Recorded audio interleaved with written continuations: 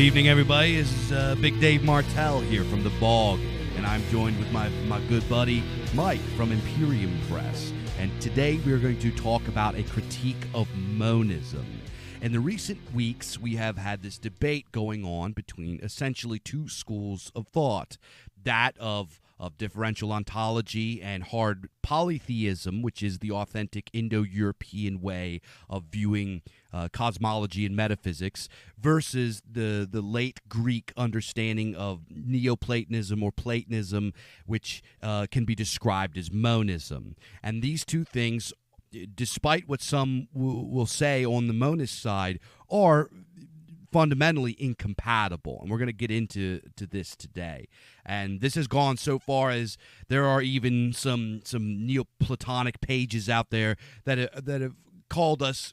They've said that the Setian movement are cultists, saying that we are a cult, which is very easily refuted, because what is a cult? A cult is based around a cult of personality, one single charismatic leader, whereas the Setish movement, or those who are foreign Seth, are people that observe the authentic Germanic tradition. So people that observe an external truth, an ancient eternal truth, can't really be a cult. It would be like calling Hinduism a cult or something like that. It wouldn't even make any sense. But Mr. Mike is here with us, and he is very strongly on the side of what we would call differential ontology. And he's going to dig into some of the metaphysics behind that, and we're going to get into some of our arguments and a critique of monism as a whole. So, Mr. Mike, thanks for coming on, sir. Thanks very much for having me, Dave. How you going? I'm doing good. So let's hear what people... We're just starting to, I guess you could say, in the pagan or polytheist or heathen or whatever schools of thought, in these paths, in these the great pagan revival awakening that we are experiencing right now, we are starting to come into some big brain ideas, right? We're getting into discussions about metaphysics and ontology. So a lot of folks that are listening might not be familiar with like what ontology even is and what differential ontology means. So could you give us a brief overview of what we're talking about here? Yeah, absolutely. So I think that it's good to sort of start off like with the basics of like what ontology is. And ontology, and we'll get into there to some of the more like esoteric stuff and what we're talking about in terms of differential ontology. But ontology was defined famously by a philosopher named Willard Van Orman Quine in the mid-20th century. He said that it could be summed up as a question with three very simple, basic, monosyllabic Saxon words. The question is, what is there? Now, that's ontology as far as what he's saying. I think that there's a distinction to be made between ontology and metaphysics. We'll talk about that. But for the question, what is there, there's an obvious answer, I think. Well, I mean, the obvious answer is that there's lots of things, right? Like just look around. I mean, there's like doors and books and like windows and like rental agreements and like, relationships and like there's all kinds of things. Yeah. But ontology isn't really about that. It's not like about listing everything that there is. It's about like what fundamental thing or things you need to account for everything that exists. So, I mean, of course, there are, what did I say, like windows and books and relationships and everything like that. But the question is like, what do they have in common? Well, I mean, one answer is that, they're made up of atoms, and maybe they're made up of subatomic particles, and they're made up of, ultimately what they're made up of is matter. This is one answer to that question, right? Mm-hmm. Even something complicated like a rental agreement is made up of just like norms and propositions, and these things depend on brains and brain states, and the brains are ultimately composed of matter, and so on and so forth. So good, pretty easy, problem solved, right? So, but it's more complicated than that. So you got to ask yourself, what actually is matter? And now this is a hard question, much harder than what is there. Mm-hmm. There's not really like, what can you say about matter? Can you define it? Like what is it? I mean, there's not much we can really say about it other than that it's material, right? Mm-hmm. which kind of sucks. I mean, it turns out that the basis of all reality is something that you just can't even describe or say anything about. So, okay, well, that wasn't very satisfactory. So what's another candidate answer to the question, what is there?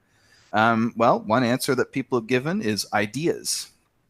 And so this usually actually sort of links up with empiricism. So we all sort of, we believe our eyes, we believe our ears, and we're all good empiricists, I think. Most of us like to think of ourselves. But it turns out that the simple idea of just believing your eyes and ears, it actually kind of spells trouble for what like matter as a metaphysical thing. So I like to give simple examples because like these things get pretty like complicated. So when I eat pizza, the only thing that I experience are like pizza-like ideas, right? Like I experience the stringy cheese and the tangy sauce and that like nice crisp pepperoni that you get like when it's just kind of just got a little bit of the sizzle on it. And then you get that like nice like, interface between the bread and the cheese. But these are ideas, right? Like there's no room for anything here like matter. Matter is just a shorthand for like a constellation of these like stringy cheese pizza-like ideas. And I can't get rid of this shorthand. It's like a bad habit, right? It's just I'm in the habit of calling it matter. I don't actually need matter to account for everything that's going on. I just need my mind and the ideas in my mind, right? So matter is like something extra. We don't need it, right? Like we could just get rid of it. So that's what we call idealism, right? That's one answer to ontology.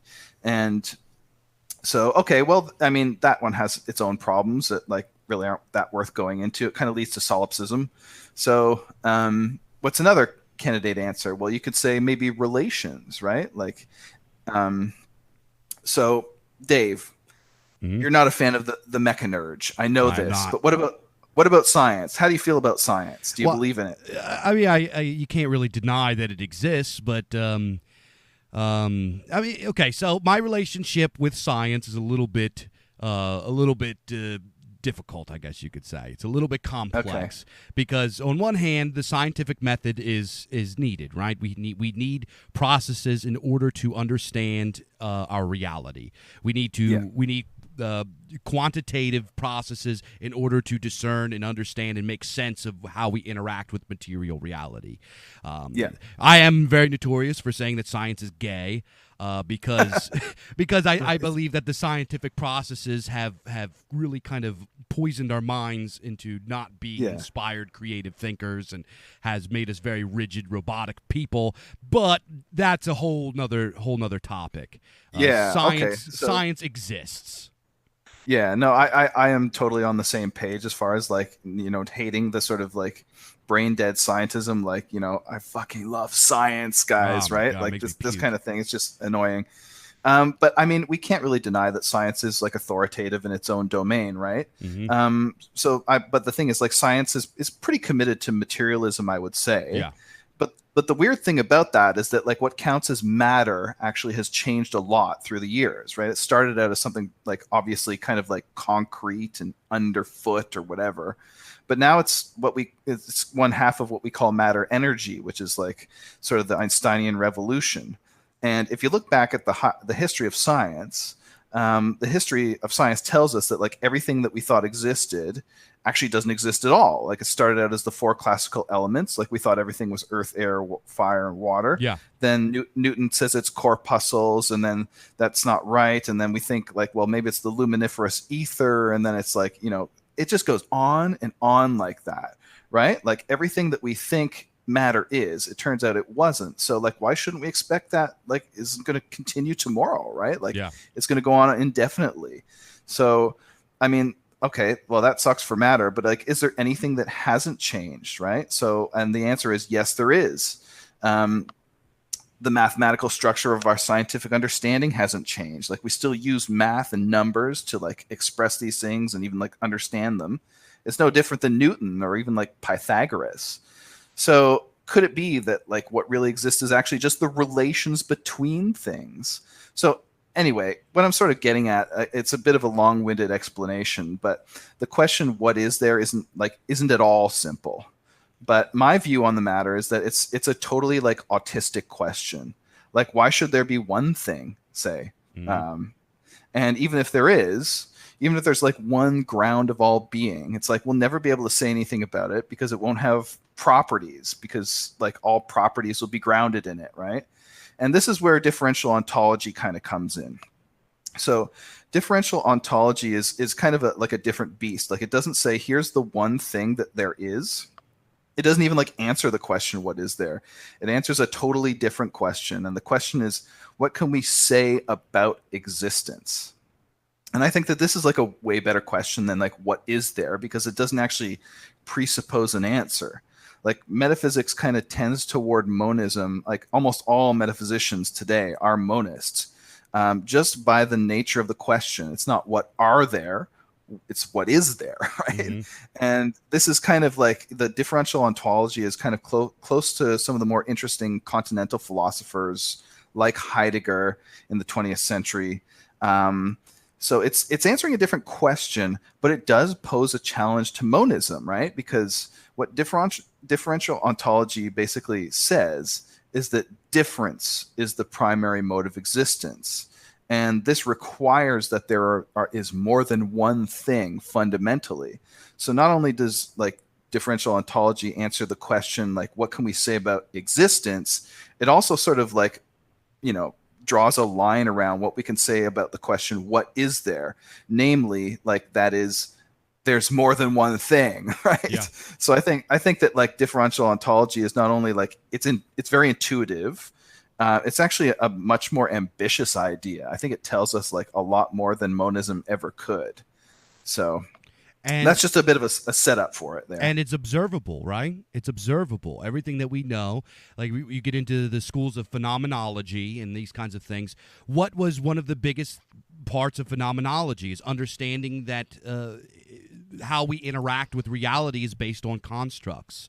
And I know the idea, I actually did a podcast pretty recently where I talked about social constructs and how postmodernists weaponize this. They don't even understand what it means. They just kind of say that it's fake, right? Well, constructs are absolutely important for us to understand reality. And yes, constructs, just because they are constructs doesn't mean that they're not real. What it is us discerning thingness, us attributing thingness to a thing by discerning differentiating attributes, right? And the example I always use is a tree. Like, a tree has bark, it has roots, it has leaves, it has all of these things. Therefore, we know that this is a tree. If we called it a fish, it would still be a tree. It would still have all these discernible attributes. The fact that it's a construct doesn't change that it is this thing. But differential ontology is absolutely just observable in our immediate reality. We can see that the tree is different than a bush, is different than the grass, is different than the sky, is different than that, because it has X, Y, and Z attributes. This is kind of the core of us understanding reality. Is we understand things, we apply thingness to things and how they are different than other things. For example, like apples. Apples are a great example. If a Granny Smith apple didn't have the attributes that differentiate it from other apples, then we would not understand the concept of different apples. If everything was blue and we had no red, we wouldn't even have the concept of color. But we know things are blue because it is different than things that are red. We have differential ontology, and we can observe it in our everyday reality, our material reality that we interact with. We can observe it and see it, which is something that I've always found a little bit strange and kind of contradictory within some monist schools and some, I guess, when you get into Hermeticism. One of the biggest things that Hermeticism teaches is as above, so below. That things that we can observe in our material reality, we can assume are a reflection in a more heavenly realm, in a more metaphysical realm, right? So if differential ontology is real in our observable reality, we must therefore also assume that it is real in a metaphysical reality as well. And when you get into material reality and how we understand material reality, one of the primordial laws of reality that I kind of wrote down and we started getting into when we were talking about Germanic metaphysics is what I call the law of emergence. And emergence is a concept that also exists in science, and it's the understanding that all of reality is this cooperating web of many, many, many different elements, right? Like if you look at a human being, so this is where differential ontology is the opposite of monism. Monism says that the multiplicity is an illusion and it is all just one, whereas we say the oneness is the illusion and multiplicity is the truth because we can observe it and interact with it and we can see it, right? Monists say that multiplicity is an illusion and the truth is just a singularity. Everything is a singularity. Well, I can't see the singularity. I can't interact with the singularity. There's no empirical series of logic to tell me that there is a singularity. However, when I look at and I see a deer, that is a singularity to me because the human mind will boil things down into something that makes sense. However, if I shoot and kill the deer and I gut it, I field dress it, and I open it up, I can see that there are many different organs and cells and blood and muscles and all of these different things go into the anatomy, the multiplicity that is the deer. And then that multiplicity is attached to many other multiplicities, which is attached to many other multiplicities. All of reality is just is vast, innumerable, uncountable amount of multiplicities that just continues to expand outward and outward. We could see that in our immediate material reality, right? So why can't we assume that the metaphysical reality is also like that? Yeah, oh, definitely. I absolutely agree with that. Differential ontology is very intuitive. In a way that monism is not. And I don't want to be under any illusions and think that differential ontology doesn't have its logical problems. It absolutely does. And so does monism. Monism has some extremely intractable problems. They both do. But in the end, what you have to do is you kind of have to make a choice between the two of them in the way that you're going to view the world. And the choice is the important part because it has implications for how you view the world, how you view it has political implications and moral implications and all these things. But I think you've really hit on a good point that it's just very intuitive. It's just it's the way that we kind of naturally view the world, which is as a series of different things. Like the phenomenal world is it's differentiated. And the idea that existent for something to exist, it has to be different from something else. Yeah. Is we even get these in our sort of folk idioms. What's that idiom about like a fish swimming in water? I forget exactly what it is, but it's the idea is that the fish doesn't know the water is there, and for all intents and purposes, the water isn't there because there's nothing to differentiate it from, right? There's no you can't see the difference between the sea and the sky, right? So it makes a lot of sense to us, and I think it's important to sort of spell it out, just what it actually is, for anyone that isn't aware of this, because it is an obscure sort of idea, at least in contemporary parlance.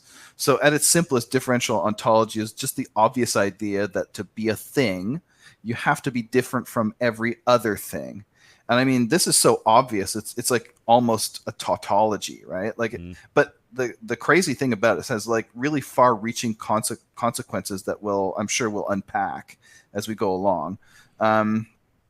But I mean, I think it's important to sort of put it out there very simply, because anything that's real and isn't just total BS can be put in very simple language. So let's just say it's this: to be is to be other than something else. Yeah. And I mean, we can also put this technically. We can say that difference isn't just a relation between entities. it's the essential ground and constituent element in the existence of entities. It's essentially a sort of relational way of looking at the world. Going back to what I was saying about, like, is the world made up of relations or matter or ideas? It's also like it's a really dynamic way of looking at the world. It sort of posits that change is basic to the world, and ultimately, I think it's a polytheistic way of looking at the world. And this is what makes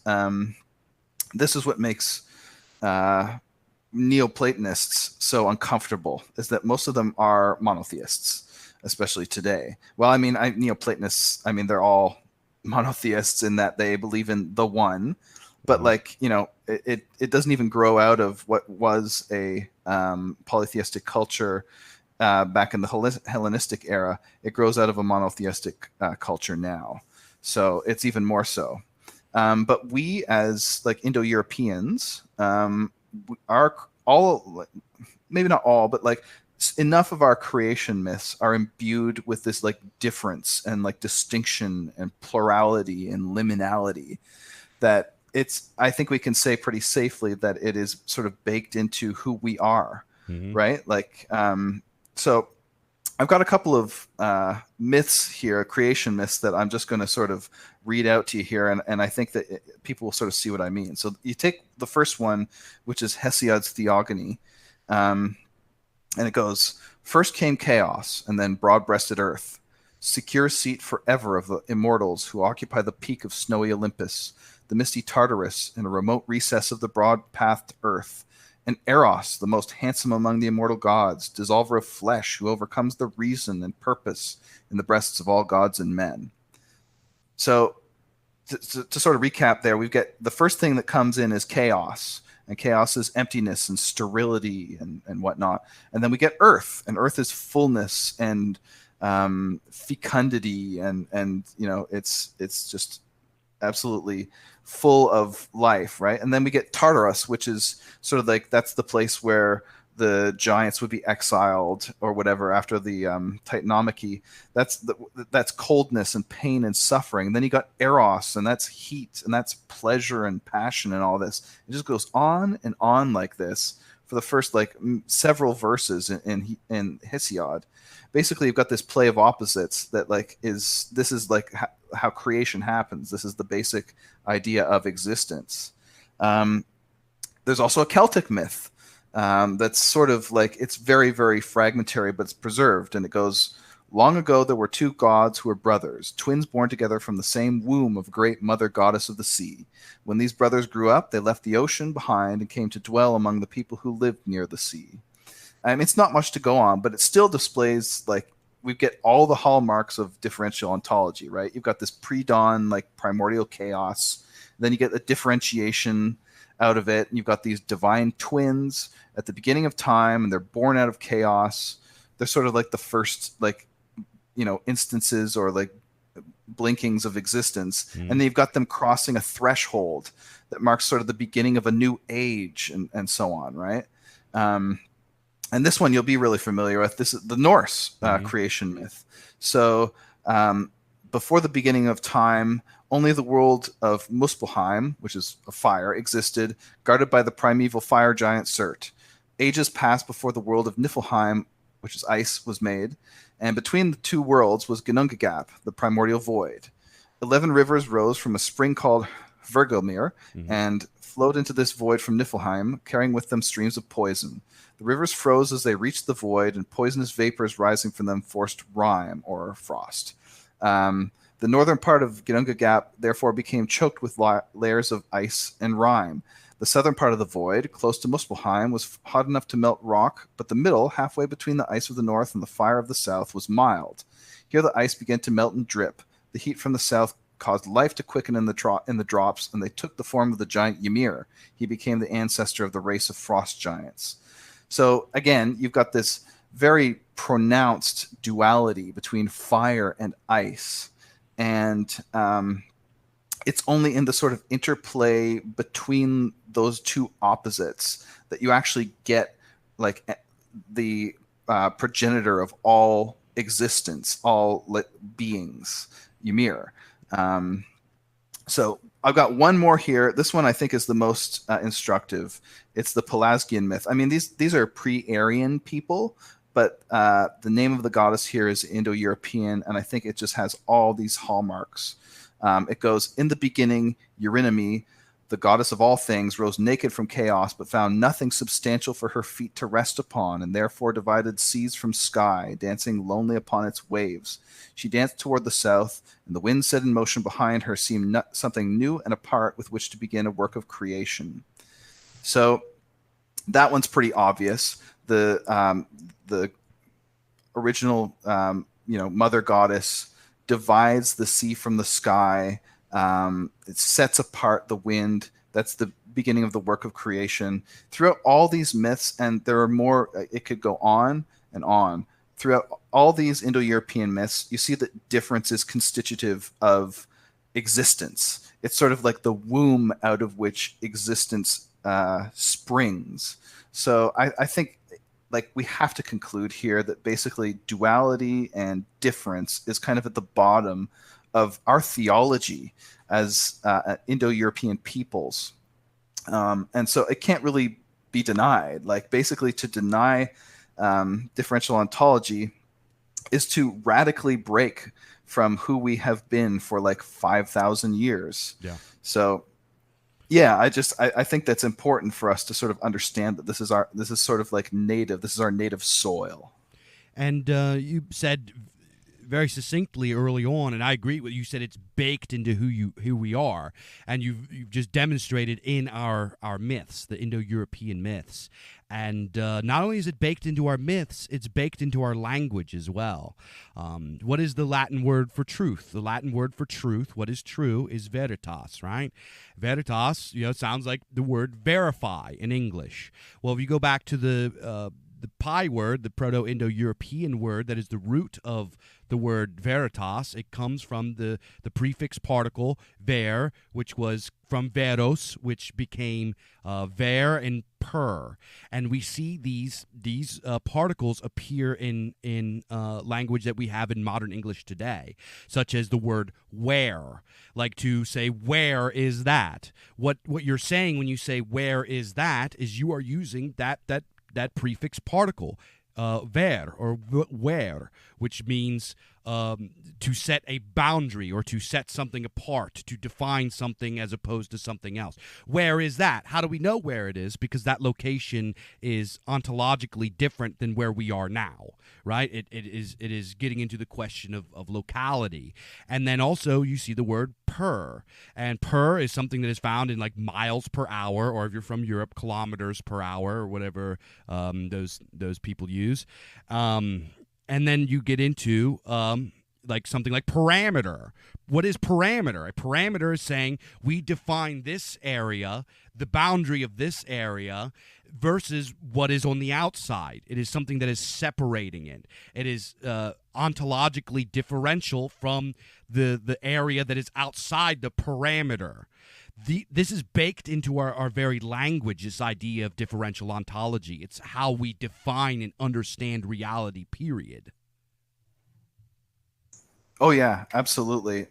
There are so many examples like this throughout Indo-European languages.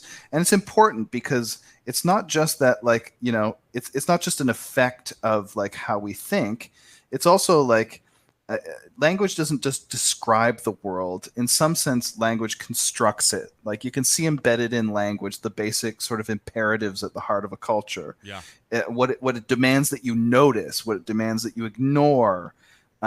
We may get into talking about that a bit later, but there's this idea, there's a thesis called the Sapir-Whorf thesis in linguistics, and the idea is that language speakers are pointed by their grammar towards like different types of observations and different evaluations of the same things that like other cultures see. So language isn't just an instrument. It doesn't just sort of like give voice to ideas. It's like an active force in shaping ideas. And Indo-European languages are just like chock full of these dualities, right? So you gave some very good examples. You could give others. So we see duality in our notions of the sacred. There's a very familiar word to us, sacer, which is a Latin word. It's where we get the notion of sacrifice and sacral and all that. It actually means two different things. It means what is charged with a divine presence, but it also means what is forbidden to touch. So you've got these sort of polar opposites there, like the Homo sacer, he was basically like the outlaw, right? Like he was not allowed to, like he didn't come within the purview of the law. Usually, if someone like committed a heinous crime, they would just be outlawed, which means that you could kill them on sight, but also at the same time they couldn't be sacrificed in the rites. So it's got this duality to it. And the word sacer just means set apart, right? Mm-hmm. So to be sacred in the first place is just to be distinguished. Another example, you've got the sort of you've got the sort of dichotomy between homo and deus, which, you know, I think we all know what that is. Homo is man, deus is God. Homo as in it's related to the word humus, which means of the ground. We actually have this word in English. We still use the word humus to describe what's on the forest floor. Mm-hmm. And deus ultimately goes back to the Indo-European skyfather Dios, as in shining and of heaven. So you've got this like duality between man and God, right? Mm-hmm. It even goes into the political as well. And this, I did like a whole podcast with Joel, not the Imperium Cast podcasts, but one of the ones before that, on the bipartite nature of Indo-European sovereignty, where you have the sovereign is sort of like got this division of labor between the jurist priest, who's the one that like rules in like normal times, and the magician king, who's the one that rules in exceptional times. He's kind of like the jurist priest is kind of like, you know, your normal sort of like day-to-day governor, like, you know, sacral governance, and then the magician king is the one that sort of like comes in, he's the strong man. He's the one that he's the one that all these like liberals fear is going to come. Mm-hmm. Right? And you've got all these like sort of particles and like homophones in Indo-European languages. Like you've got Luke, which means light. That's where we get like lux, or, you know, translucent and all that. That means light. But Luke, which is related, means dark. You've got the particle kar, which means to extol and also to slander. You've got the particle ma, which means good and also to deceive. You've got nem, which means, I think it's Germanic languages. It means to, no, I think it's something else. It means to give, and in Germanic it means to receive. So it's like these same, like the exact same particle means two completely different things, just essentially based on context. So like the language is just full of these things. Like even the word existence comes from the root existo, which is existo is actually the causative version of it, and that's where we get exist. Mm-hmm. Ex meaning out, sisto meaning to stand. So to exist is literally to stand out from another thing. Yeah. And you got the word be, as in like to be, like to exist. And the Proto-Indo-European root of that is, I think, vut. I don't know how it's pronounced. I don't think anybody really knows how it's pronounced. And what this root means is to grow, to become, to come into being. And it's cognate to the Latin feel, which means become. So becoming is analytically prior to being in our language. It's at the root of our common language, all the way like from Iceland to India. When we talk about existence, at the root of all of it is this notion of difference and becoming. So ideas of being, or the one, being primary to existence, that is a fundamentally foreign idea to us as a people. So, I mean, linguistically, there's just no argument to the contrary. And I think that even in theology and just the way that we think, difference is it's fundamental to us.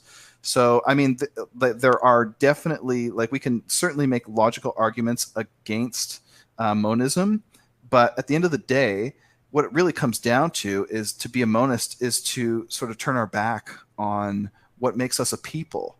And that's even more convincing to me than any logic argument ever could be. And as far as an argument against monism, we can definitely get into all of these philosophical arguments and critiques and stuff like that. And those things are absolutely important. That's the foundation of how we understand what we're talking about.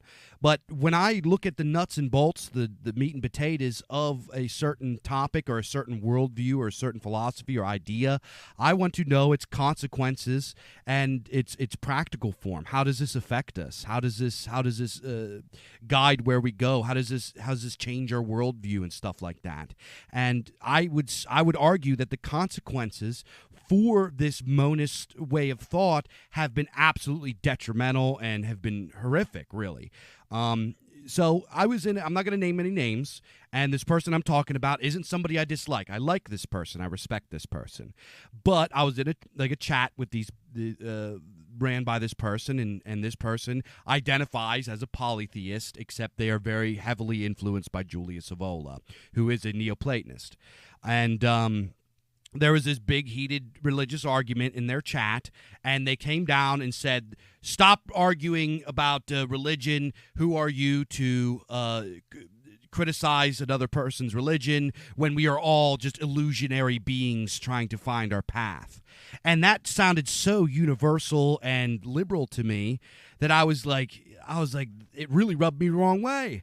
And I was like, if this is the foundation from which we build our worldview, and we are all just indeed illusionary beings and material reality doesn't matter at all, why have nationalism? Why close our borders? Why criticize anything? Why criticize homosexuality? Why punish pedophiles? Why even have good and bad? Why anything? If there's no difference and this is all just illusionary, what is the purpose? And this is kind of baked into the idea of monism. And you see this monist ideology affect, you can see it in many Eastern schools of thought, where they effectively just become pacifists. They start getting these ridiculous ideas, like in Jainism or Jainism, I don't know how you say it.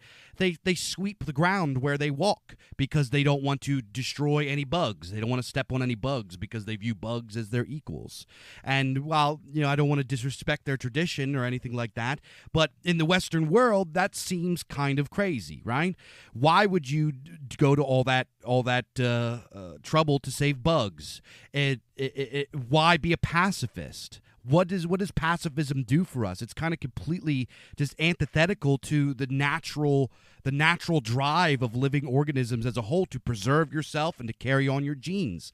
That is a very clear, observable truth among living organisms. Why would you forgo that and just let somebody kill you and your family just out of idealism? So it leads to these very one race, the human race. It leads to global society. It leads to all of these kinds of ideas that we are all one anyways. It doesn't matter.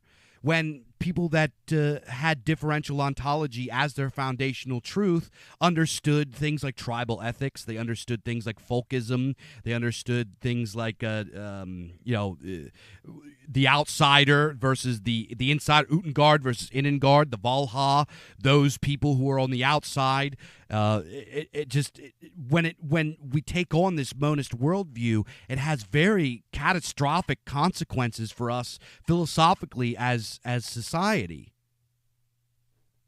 Yeah, it sure does. And I think that, I really appreciate that you find consequences to be important here, because it means that you're an epistemological pragmatist, Dave, and I like that.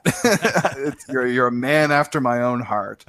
Another minority position in the academy, but that to me is a sign of that you're doing something right. Consequences for an idea matter, and they are in fact they are in fact the sort of gold standard of what makes an idea true or not, even like logical consequences. And yes, like having an idea of existence as fundamentally grounded in difference, this it steels us against some real nonsense. And in a way, it's kind of like starting to reawaken. Like you look at something like Carl Schmitt's idea of the friend-enemy distinction. This is based on differential ontology from top to bottom. He says that liberals don't even have an idea, a concept of the political, because they don't understand the friend-enemy distinction. And this is just to you couldn't get anything more straightforwardly differentially ontological. So it's something that's sort of coming back. And it's good. It's a good thing it is coming back, because there are some horrific consequences for not seeing things in this way. Like the idea of metaphysical monism, it tends to collapse like all distance between the divine and the mundane, right? And it's the same thing with transcendence. The two things are very closely allied together. To elevate everything is to elevate nothing. For everything to be transcendent is for nothing to be transcendent, right? Like we sort of get this like jokey idea when like Lemmy Kilmister says that he wants everything louder than everything else in his like mixes, right? Like it doesn't make any sense. Yeah. Or like the idea of like Lake Wobegon, where everyone is above average. Like you just can't have that. Like logically, it doesn't make any sense. And I mean, like there's so many moral problems with the idea of transcendence. And these things have psychological consequences. It's not just something that you sort of abstractly hold in your mind. So like when the ultimate ground of existence is shared with every other thing, in a very ultimate sense, like you're not different from any other thing. I think that's pretty much exactly what that belief entails. So you're not different from a friend, enemy, what's good, what's bad. You can't tell these things apart. You can't even tell you from not you apart. So in that sense, you don't even have any real existence. And this is just not a problem for immanence the way that it is for transcendence. And it's, again, these categories are sort of coming back. Like it's all very abstract to talk about things as like existence and being and everything like that, but you have to bring it down to the level of our day-to-day existence. There was a BBC journalist a few years ago that sort of described this dichotomy between like, sort of monist or transcendent thinking versus differential thinking. He coined this term somewheres, and these somewheres are people who are rooted to a particular place. They're rooted to a tradition, to a people, and so on. And then the opposite of that would be the everywheres. And the everywheres are people who aren't rooted to anything. They're people who can just kind of be no matter where they hang their hat or whoever they're hanging out with. You've got the somewheres versus the everywheres. And the original idea was basically just to distinguish the Brexiteers from the Remainers in England or in Britain. But it has way more like deep significance than that. I think he's really hit on something. And like the idea of that it's all ultimately one is the sort of thing that leads everyone to become everywheres. You become this sort of like, cosmopolitan, like whatever, right? Yeah. Because if there are no distinctions to be made at the most like fundamental level of reality, like why should distinctions really matter? I mean, they don't matter in an ultimate sense. At the best, the most we can say about them is that they can only ever be like secondary, these distinctions, and less real than the unity of being. So like, why would it matter in an ultimate sense where you live or who you led into your country or what tradition you practice? As long as it led you to the one, I suppose. What would it even matter if you existed at all? Yeah. Ultimately, there is no you. There is only the one, right? So it's like these ideas are, they're dangerous. And I think that it's something that we really need to be aware of and that we need to defend. We need to stake out our territory and defend it. And another thing that I think gets overlooked is the necessity of having a differential understanding when we come to understanding morality itself. The entire Aristotelian idea of the golden mean and virtue ethics is completely saddled in differential ontology. It really is. How do you know what the golden mean is? Like, what is the example that is given when you read basic Aristotelian virtue ethics? Is the golden mean of courage is between recklessness and cowardice, right? If you don't have that differentiation between what is cowardly and what is reckless, there is no courage. It's the same goes for everything in these virtue ethics. It's woven into our understanding of morality, period. And going into Aristotelian stuff, my main problem with this idea of oneness is rooted in kind of this Aristotelian being able to discern what is truth and untruth, having the innate ability to discern, to look at something and to figure out whether or not it is true or untrue based on what it is. So when I look at this concept of the one, when I look at the concept of the one, I look at how I understand reality, right? Like we went over it before. An apple is different than an orange because it has this attributes versus these attributes. You're telling me that the one is all things, right? It is all of reality woven in together to one great overarching oneness, this source. However, it does not have thingness. If it is not different than something else, if it is all one thing, it does not have thingness and is therefore not a thing. And if it's not a thing, we can't interact with it. It exists outside of reality. How do I know that this thing is even real? Like, how do I understand? How can I even understand it? And then they say, oh, well, it's unknowable. So it has no attributes. It's not a thing. It's outside of our reality, so we can't interact with it. We can't see it. And also, we can't even try to know it because it's unknowable. All these things seem pretty convenient to have this completely made up abstract concept that you're basing reality on. I mean, it's just, it doesn't make any sense to me. Am I understanding this right? Yeah, I think so. Like ultimately, when you talk to a Neoplatonist, they are going to probably preface the discussion by saying that these are things that sort of go beyond language, that we can't really talk about them, that language is sort of an imperfect vehicle to discuss them. And like in a way, it's, you kind of like agree with that in a way, but in a way it's kind of like, I don't know, not quite right. So basically, like, I think it's important. It's like it has no attributes. It is not a thing. It exists outside of reality, and you can't know it. How do we know this thing's real? That's a question. Yeah, well, I mean, there are some very, very serious, like, logical problems with the idea of monism and the one, right? Like, non-existence is a problem for it. This is a well-known problem in philosophy called Plato's beard, and basically, I mean, it was known as far back as Plato himself, and he never successfully actually addressed it. So the idea is that non-existence has to, in some sense, be. Otherwise, what is it that there is not?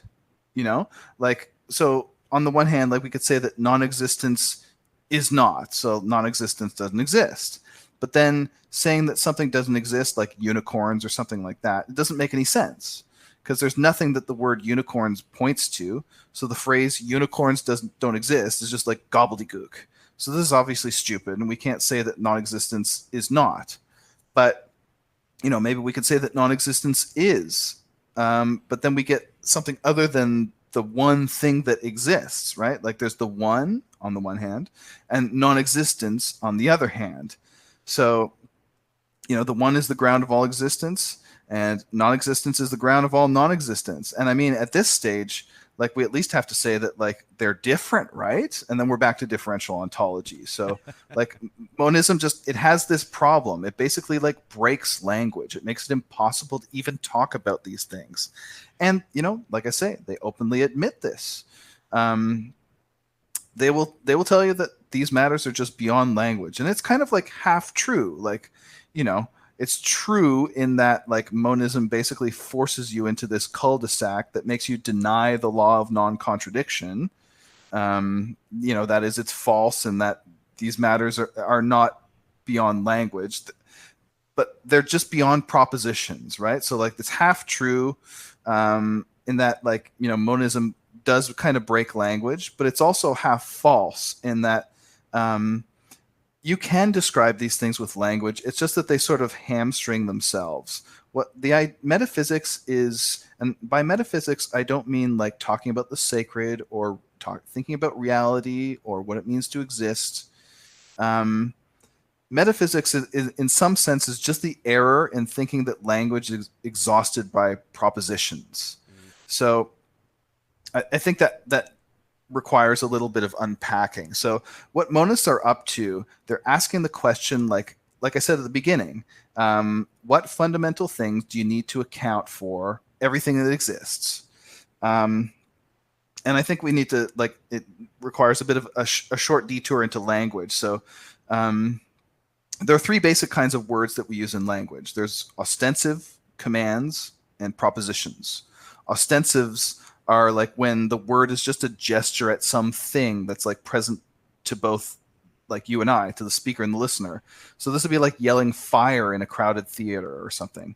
That's an ostensive. A command is when the word demands an action in some way. I mean, we all know what a command is. And a proposition is just when the word describes some fact about the world, and the fact is either true or false. So it's like, there's such a thing as New York City or whatever. So now the things that we say like aren't obviously like always just like one or other of these. So you could have a statement, for example, that's all three of those. It's like an ostensive, a command, and a proposition all rolled up into one. So like, for example, I could say, hey, Dave, you're flying low, right? And this is a proposition because, like, it's either true or false that, your dick's hanging out of your pants or not. It's either true or false. But it's also command because, like, beneath that statement is the injunction to pull up your damn zipper, right? Yeah. And it's also an ostensive because the phrase is just me basically pointing at your crotch and being like, dude, look, So, I mean, we could put this technically by saying that the ostensive imperative complex is always beneath the proposition. And in other words, like every true or false statement sort of cashes out to an imperative, like a command, and the imperative cashes out to an ostensive. So when the metaphysician or the Neoplatonist asks, like, what really exists, he's missing the idea that is doesn't fundamentally represent the world. What it's doing is to unfold, like language just unfolds the commands and ostensives kind of like buried underneath it. Like we were saying before about how language demands that you notice things and not notice others. Like, just like with the example I gave of your fly hanging low, it's like the same for even the most complicated truth statements. They're asking us to do something. They're asking us to notice something. And ultimately, the things that we're supposed to do and notice are ultimately ritual and sacrificial acts and things. So like what metaphysics does, and again, I'm not saying like, metaphysics is in thinking about the sacred, but like metaphysics is in asking like, what is there? What metaphysics does is it tries to desacralize the world by representing it. And the only way that it can do that is by making the subject, so like the person that's doing metaphysics or whatever, into the center of attention. So he sits alone with the world and is just, thinking like about it as a thing. And so he concludes that there's only one thing, the world, right? And the problem is that the world can never be like completely described by this, because the proposition, like say for example, there is matter, like it also ultimately has to come to rest on some ostensive, like a gesture towards something, and that ostensive is ultimately just a name that's just given and can't be further described. So this is what Neoplatonists sort of land on when they come to the one, right? It's just a name and it doesn't have anything more to it than that. It's just kind of a vacuous concept. And this is why you run into these bizarre paradoxes like that, like the one both is and is not a being. It both has and doesn't have attributes and blah, blah, blah, blah, blah, right? It's because the question is phrased in such a way that it can't even be answered. So, yeah, I mean, that's a bit of a long diatribe, but like, yeah, I think like the idea is that the one is a vacuous concept. Nothing follows from it. It's empty of content. And, basically, like to say that it exists is effectively a tautology.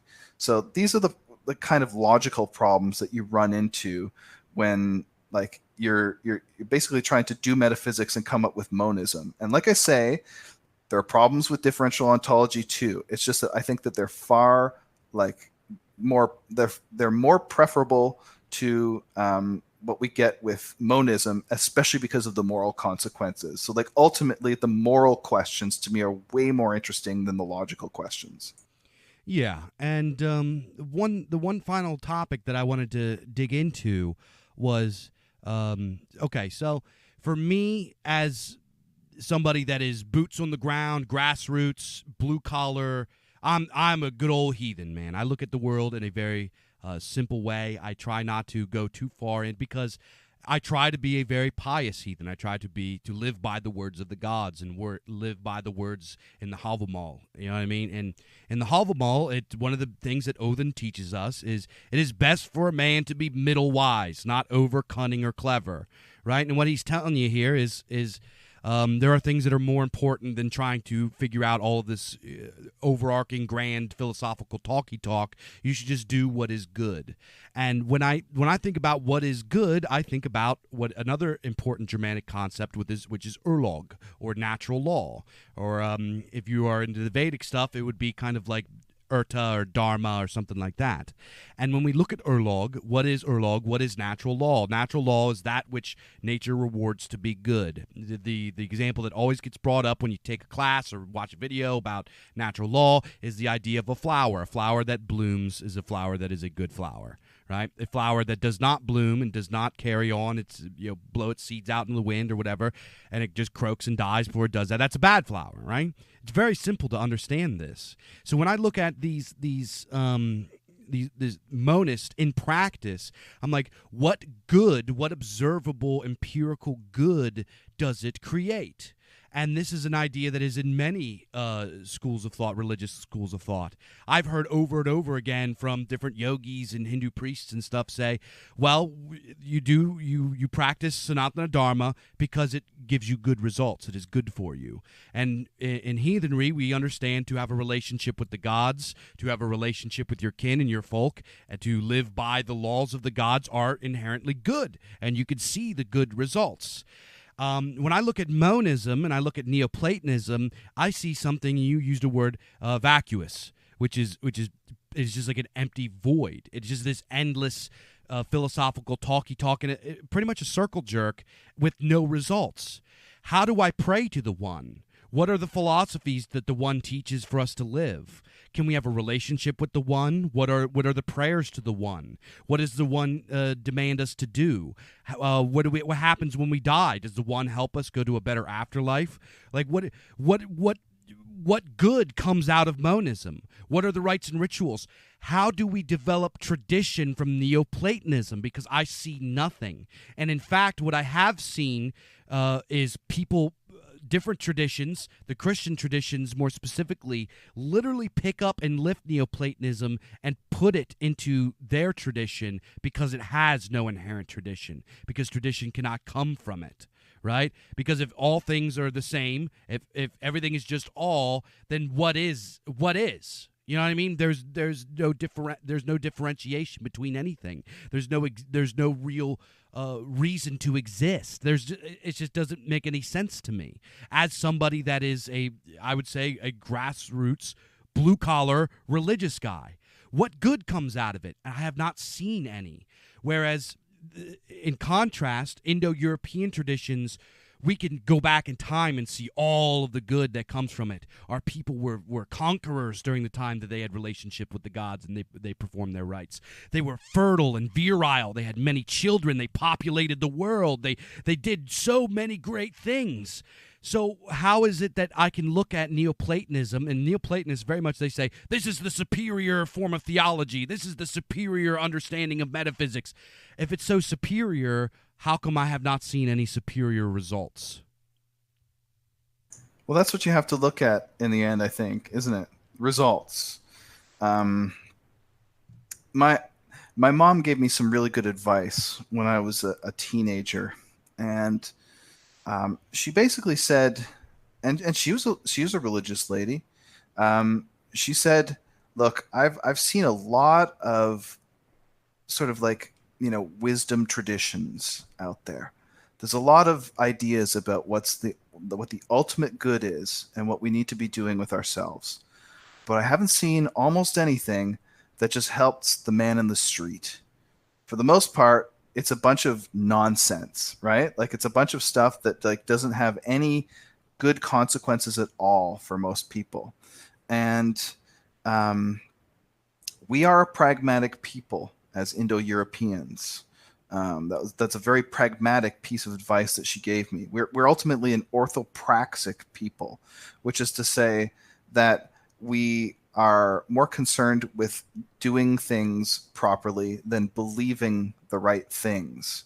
We're more concerned with performing the rites than we are with the sort of like the motivations that sort of underlie them or whatever, which is not to say that like we don't have beliefs. We certainly do. But we are first and foremost a practical people. And there's something when it comes to the practical results of a belief, when you see something that's kind of like the results of it end up being something kind of sickly and ascetic and just otherworldly and like just degraded in this way. Like, this is not to say that all Neoplatonists are these like sort of like cancer patient looking people that like just like they only eat like 12 grains of rice a day. Nothing like, I'm not saying this about like these people. I have some good friends that are Neoplatonists and some people that I really respect that are Neoplatonists.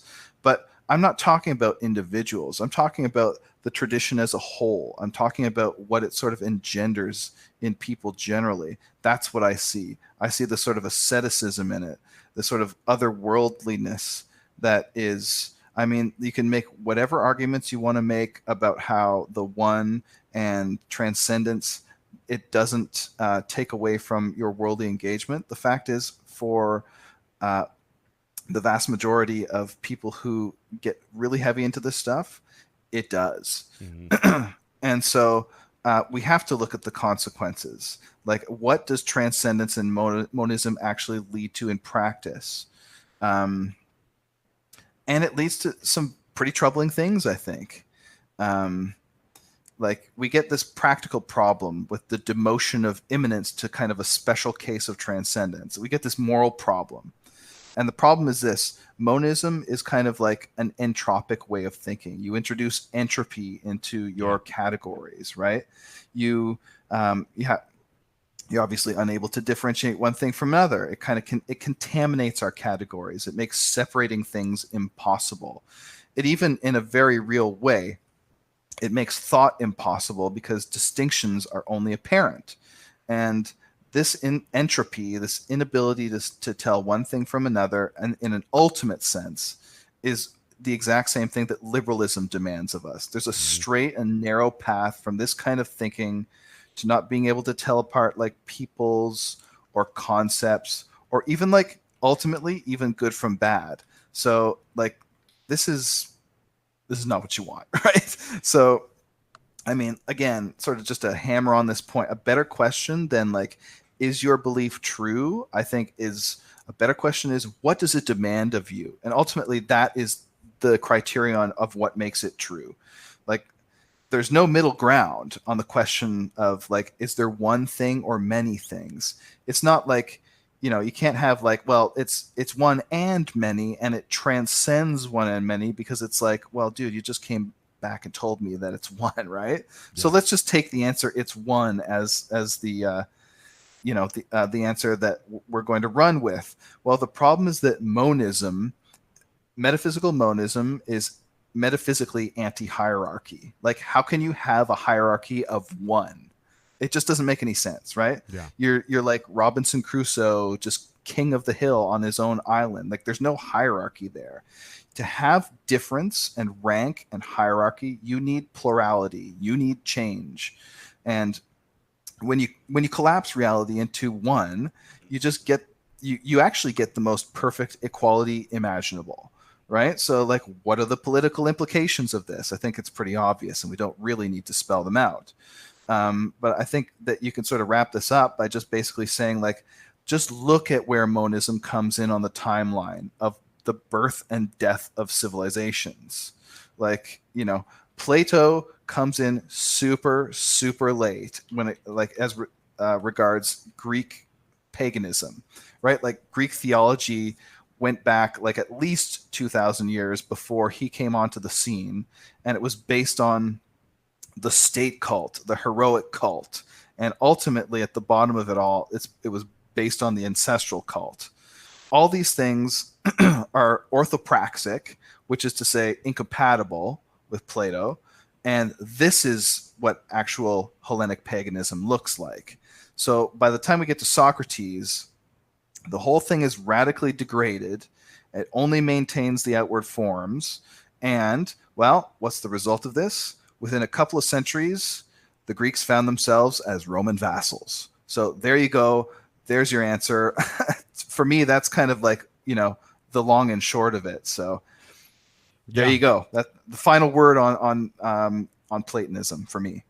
And I would say that it is the grandfather of postmodernism, because if you look at the Neoplatonism informed Christianity, which then created Protestantism, which then created liberalism, which now we are in postmodernism. At first, we understood that there were many things, and then we thought there was one thing, and now they're arguing that there are no things, and now we are at a degraded, decadent level that is just ridiculous. Postmodernism. So I think that was a pretty good critique of monism. Mr. Mike, thank you so much for coming on and talking with me. You are a font of knowledge and wisdom, and I hope to continue these debates and understanding these these big brain ideas, because it's really important to kind of get to the core and the foundation of where our philosophies are rooted in, right? Because if we don't have the foundation right, then the building is not going to be secure. So thank you so much for coming on, and this was our critique of monism. And leave in the comments if you have an argument to the contrary, and I'll see you guys very soon. You're listening to an episode of the latest Culture Dads, Age of Sword and Cassette, where two fathers and community leaders discuss modern culture from a timeless perspective. Head on over to culturedads.com for podcasts every week.